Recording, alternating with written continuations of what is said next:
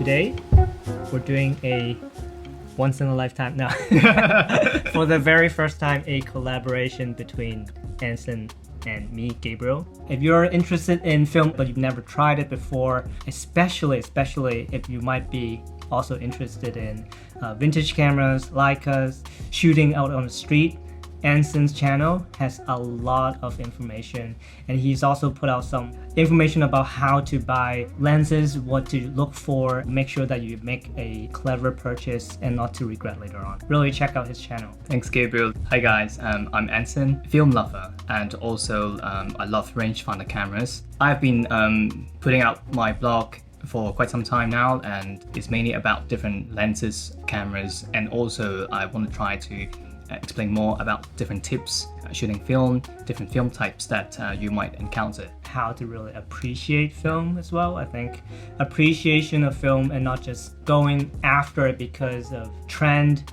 I think is very crucial. I think a lot of these decisions about shooting digital or shooting analog, thinking about, what type of film to buy. I mean, film is not cheap, it's getting more and more expensive. So the appreciation and decision making, hopefully we're gonna cover some of the things that our audience are most interested in.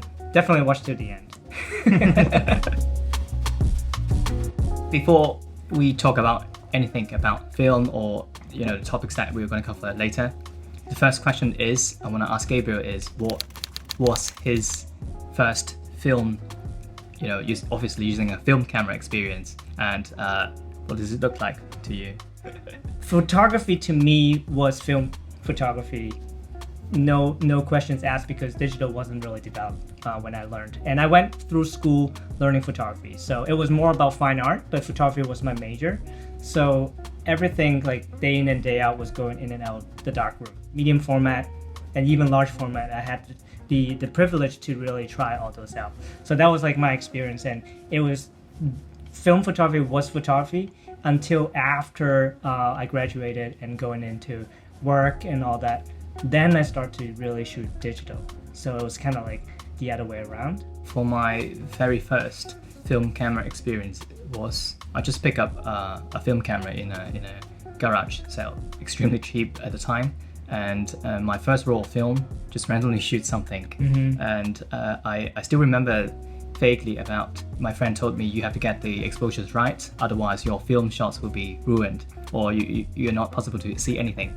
So I was kind of scared, and also very excited about what does this tiny roll of canister can come out. Mm. And when I received the photos, and I think it's pretty awesome. Yeah. Although the camera actually had some malfunction, the film actually overlapped it. Mm-hmm. But it's kind of interesting because it became a double exposures. Right. Until, later on, I learned that it's called double exposures. Right. And yeah, that is pretty much my experience. That's really cool, because that kind of brought up one of the things that I wanted to ask Anson was that what are some of the cons of using film and also shooting analog? And you kind of mentioned the kind of mistake, things that people would really warn you about. Oh, be careful with this, be careful with that. There's a lot of technicality in the process of shooting film, and things to kind of avoid, quote unquote, because you can really use it to your own creative advantage. Yeah.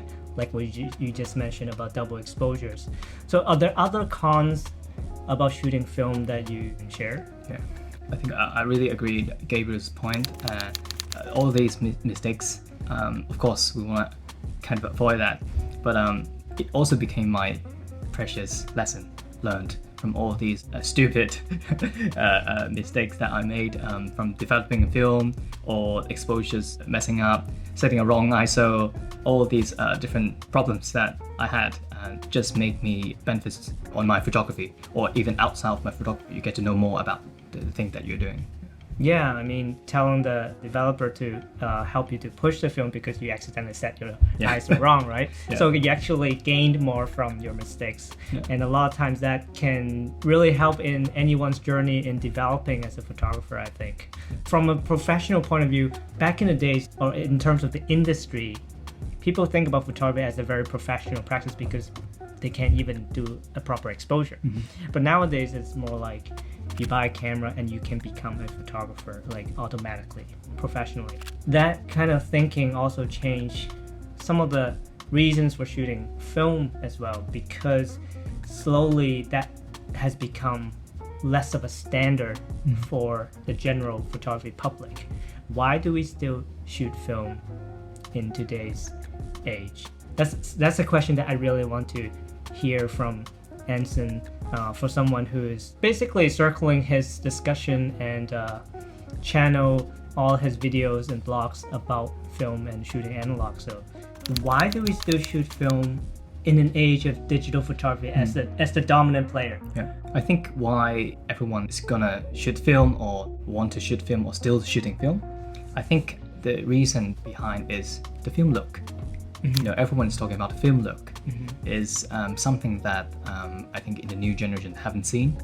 I got the opportunity to actually play my parents' point and shoot camera at the time. I actually took some shots, and I kind of know what film looks like, but maybe the newer generation haven't seen that. Then they, after finishing a roll of film, when they look at it, it's entirely different from digital experience.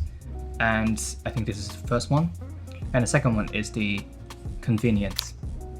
Everything right now is too convenient. We have a digital camera. We can have so many thousands possibility of editing photos, getting the exposures right.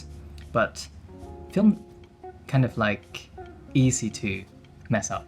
Right. Yeah. And you want to treasure something that is limited, and you want to try it at the same time because you don't know what is gonna in the result comes out. So I think these 2 points are what I feel about why people want to shoot film. I mean, like, following up the second point, the challenge itself can also be the attractive merit of shooting film.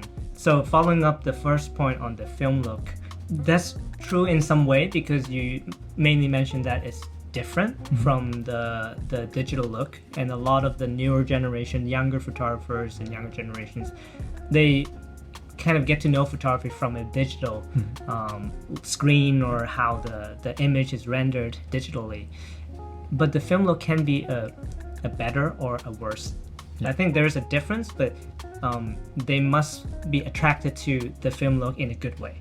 So maybe you can compare them to a normal exposed image, probably elaborate a little bit on like what exactly is the film look and why is it attractive to them.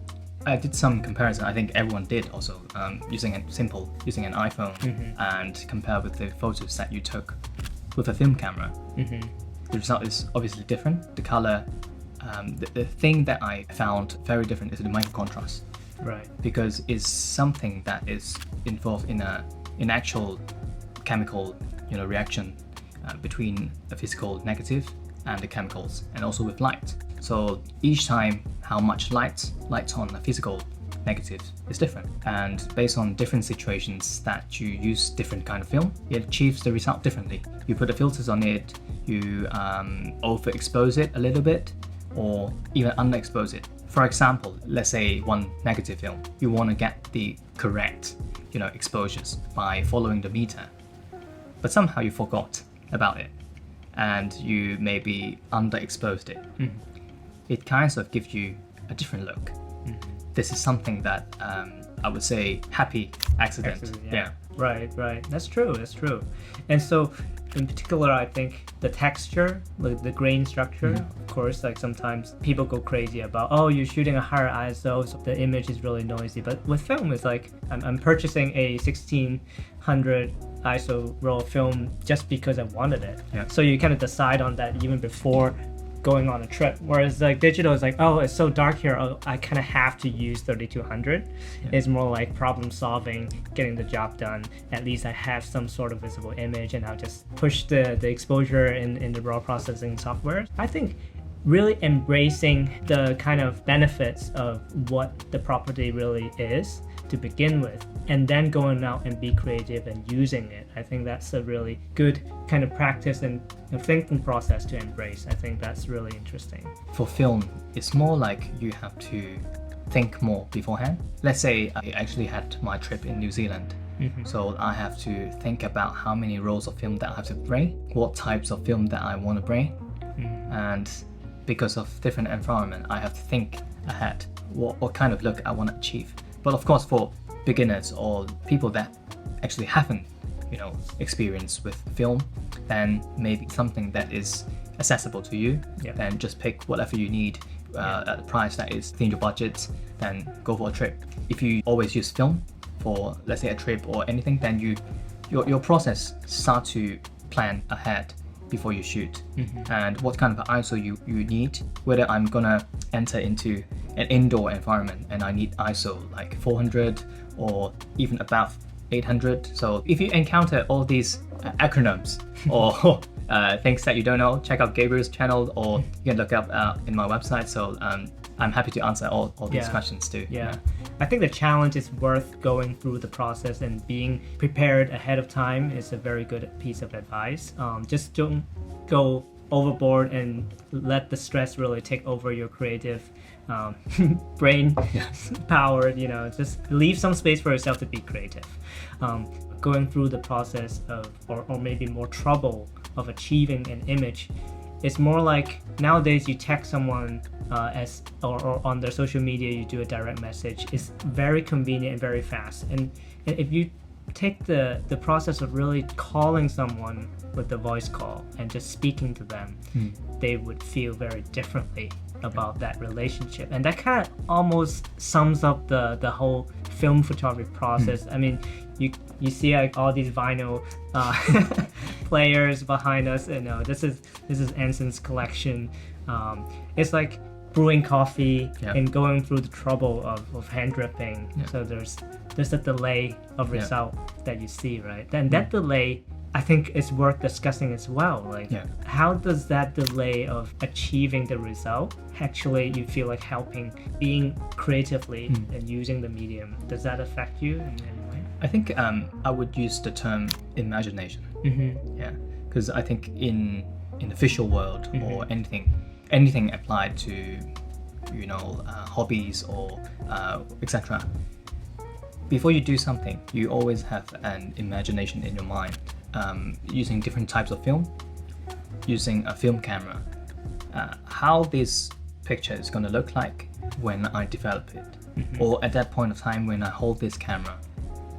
It is going to be alright? Is it going to be correct? There's no right or wrong, but you have an kind of like visual image in your mind that you want to achieve. And I think this imagination is very important in different aspects. Also the experience is why people love or want to shoot. I think that's really good point, the excitement. Because a lot of people, when they first started shooting film and analog, they get very excited about the physicality, the cranking, the sound. But honestly, I don't think those are the main points of why it is so attractive, but that excitement of waiting, that excitement of you're also playing a part in revealing the end result. And certain areas are also a little bit out of your control. Like if you don't develop your own film, you don't choose your own chemical, then you're leaving it to someone else, a third party, to take place. So it's almost like a collaboration in some way. I mean, there are many types of analog cameras out there, 35mm, medium format, large format, that kind of thing, but also different kind of systems like single lens reflex. There's twin lenses, and I know that the majority of discussion in Anson's channel circles around Rangefinder and that kind of spontaneous practice, particularly in the rise of today's trend with street photography. Maybe you can talk a little bit about the Rangefinder system. Okay. I think back to the first camera that I use is Canon Net. I bought it like 10 or $20. I found it extremely difficult to shoot. You have to overlap two images to get a shot. Yeah. and it's very hard to see when, especially when it's dark, right? Yeah, that was my first camera, and then I took a few rolls, and then later on, I discovered Leica by accident. I wish I have that accident. That accident was actually watching a Japanese drama, Okay. and someone was deciding whether he should buy a M7, which is a rangefinder camera. What kind of drama is that? And then I paused that drama and look at it. Oh, this looks cool. This looks cool. So Yeah. beautifully designed camera. And then I tried to look up the Leica camera, and at the time I was still studying, and almost all of them I couldn't afford it. But at the time I had the part-time, so I bought one, and the rest was the history. Okay, back to rangefinder system. How good it is. First thing is, it's not as chunky as a single lens reflex camera like the Nikon F3. Don't get me wrong, that is also my favorite camera. It's not light, it's not that chunky. It's just easier to fit it backs, or just simply use a camera wrap. Another one is its design, because when I first received my M6 at the time, I was expecting something more than just a few buttons. And I look at the camera, I was thinking, oh, That's what, it? What did I buy? I paid so much for a camera that has so little function. And I was really surprised at how Rangefinder tried to keep everything neat and just keep things that is useful. I think that is the functionality part. And another one is the rangefinder itself. Why? For those who haven't tried rangefinder camera, maybe borrow your friend's camera or go down to a camera store nearby. If you look at the viewfinders, there are a bigger window, and then also there's a frame. That frame actually tells you what kind of image is being captured. It is not 100% right, because it's just a suggested frame line for you. But the good thing about it is you can also see what is around that frame, so that you can move freely to compose. Imagine you look when you walk down the streets and you saw something attractive, you want to point your camera at that moment. You can actually see things that is around that, maybe the street corners that you can adjust quickly. And this is something that I really like about That's a really good point. frame lined. And another one is most of the lenses, I would say 99% of the lenses is a fixed focal length. It's kind of like habits and visual memory, that you use 35mm lenses, 50mm, automatically just imprinted in your brain, and you can kind of judge because it's not a zoom lens. I think Well, you move your body more because it's not a zoom lens. Like, you have to really position yourself ahead of time before you hunt for that subject, because your lens isn't zoomable. So you're being a bit more quick on decision making. And you have to be quick on your move as well. For those who doesn't really have experience shooting rangefinder, the viewfinder itself and where the lens actually receives light and expose onto the film, it's a different portal. It's a different compartment. So it's not like single lens reflex where your viewfinder is exactly where the lens is going to receive light onto the sensor or onto your film. So I think that's one of there's slight discrepancy between the two, but the benefit of it, like Anson said, was that you can see a bit more around the image, and then capture exactly what you want, because every bits of the image count. Like, you might not want that person to be completely in the frame, but you might not want them to be out as well. You just want them to like walk half into the frame and cropped off, so that it feels like it's a continuation of something. Perhaps you can be very surgical in terms of precision with rangefinder, which is really cool. Another thing is with the single lens reflex that Gabriel mentioned, when I changed from using DSLR at the time to a rangefinder, it also changed my photography style in some way, because of the limitation. That limitation may be that is also an advantage that I changed my style, is the minimum focus distance.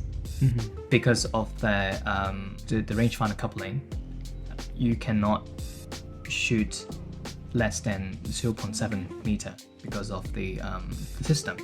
So every time it won't allow me to go even closer, but also it also keep certain aesthetic outlook. I would say is even better than a close-up of a subject, and this applies to my photography style. Right.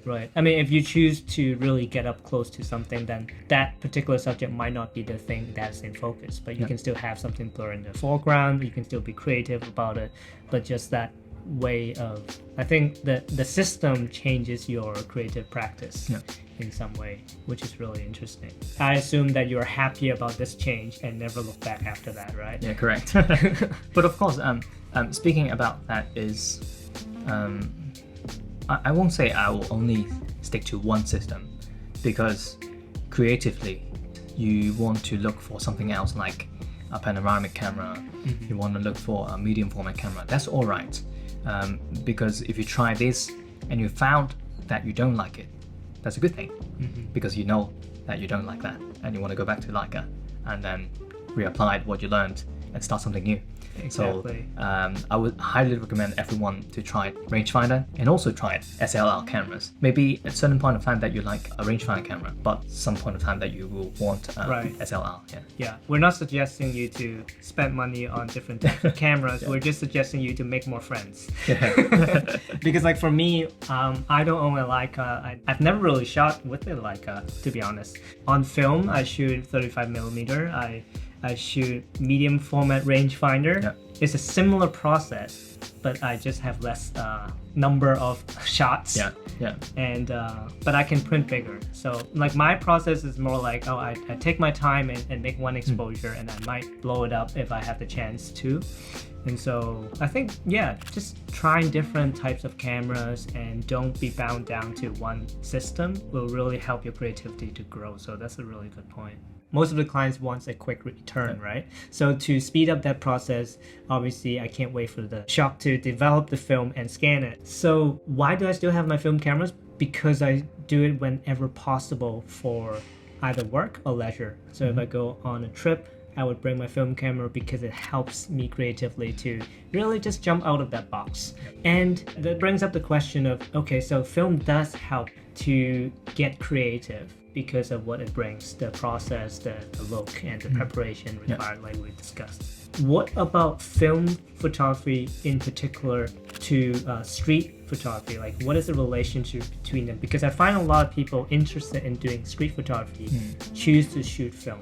To be honest, street photography requires a lot of speed, decision making, quick on the move, and practices. And so the more you practice, the more expensive it gets with film. I mean, it's just ridiculous how much a one roll film is nowadays. And so, but people are still choosing to shoot film when they are getting more and more into street photography. And do you think there's some kind of reason behind that? First, I was super fortunate to start film 10 or 12 years ago, and I shot the most street photography in 2014 to 16. At the time, people thought that I'm crazy using a film camera. Can you still buy film? I said, oh yeah, actually. And it was still abundant at that time. At the time, it's cheaper. It's a lot cheaper, and it has more selections too. I think why people love using rangefinder camera and using film, I think maybe the reason is street photography is more like a daily life. That is the most accessible venue, a place that you can capture something. Maybe there are more philosophical and explanation in other sense, but I think that is the easiest way to take a photo. And also, I think it's the easiest way to burn a roll of film. Meaning that just finish 36 shots. And also because of the lighting, because of places that you go, carrying a rangefinder is less chunky than a SLR. And some people that is more focused on street photography and using a Leica, maybe what I think is you can stop down the aperture and use the hyperfocus, zone focus, without literally focusing with your focusing tab, and just click. This is one point. And the second point is because of the mechanism of the camera itself is using a cloth shutter, which is more silent. If you use a Pentax 6.7 or using a Nikon camera, like this every time. You want a Yeah. you want a loud shutter?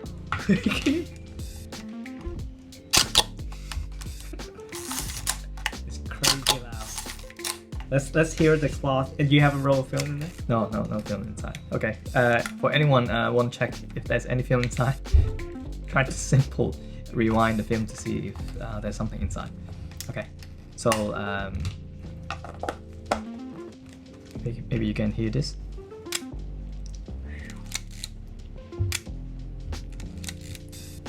Very gentle. Yeah, very gentle. I think that's also the beauty and why I love Rangefinder is you can go into a mode that I call a stealth mode without disturbing people on the streets and take candid shots. Yeah, I mean, what Anson mentioned is really good. Inspired my thinking about the psychology of the photographer, because for a lot of people working with photography or fell in love with photography, I don't know the exact percentage, but it felt like more introverts are actually into photography, and because of the way how it works, you know, and consider myself being an introvert, although starting a YouTube channel, slowly becoming more and more used to being in front of the camera. But for the introvert photographers, it's better for them to stay behind the lens, right? And so shooting street, there's something about you're waiting for things to happen in front of you. Whereas for me, if I start to work with commercial jobs, I have a model in front of me and there's nothing happening in the background unless I give he or she some sort of instructions. And so you have to be director of everything.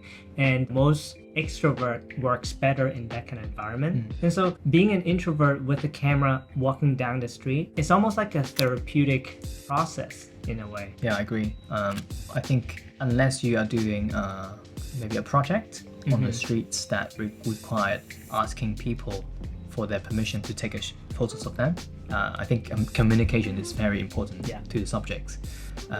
Yes, I think behind the camera as an introvert, so I am an introvert too. I've done some tests. Proper psychological tests, really. Some trainings, and That's they cool. required you to do some tests. Okay. And I agree that term therapeutic. It is absolutely beautiful to just walk down the streets with your film camera, maybe listen to your favorite music, but watch out the cars coming.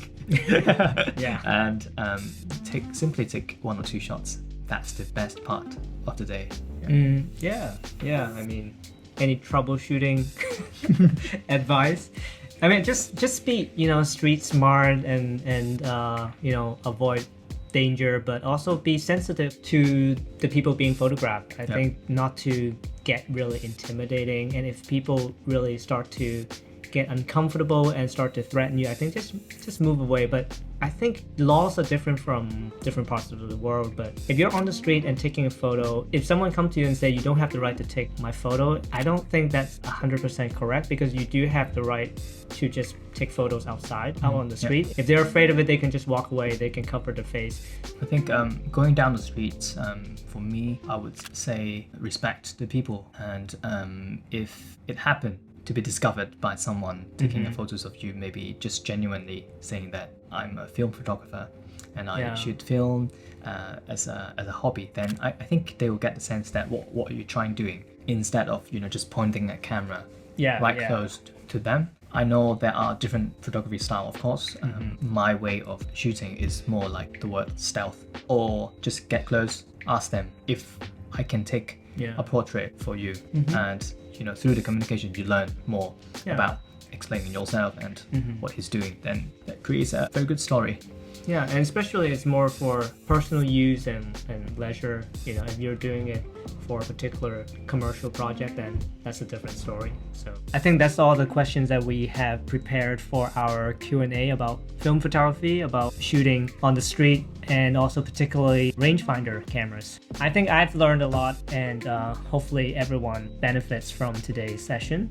We have some particular giveaways that we want to share with you. So how does that work? So let's select 3 best comment in the comment box. First, what you need to do is comment below in the video, and we'll select the best camera stories, film photography experience based on what you said, and then we'll select the winner and notified you via message. And I'm gonna look through Anson's collection of films. We're gonna find some, hopefully, films that you might not have experienced before, and just try it out. So for those 3 winners with the best comments, we will send them your way. That's it, really. Like, share, do all the good stuff, show some love. And if you have any particular film questions or photography questions, of course, feel free to ask me or Gabriel, and we are happy to help you. So we'll see you in the next video. Yeah, see ya.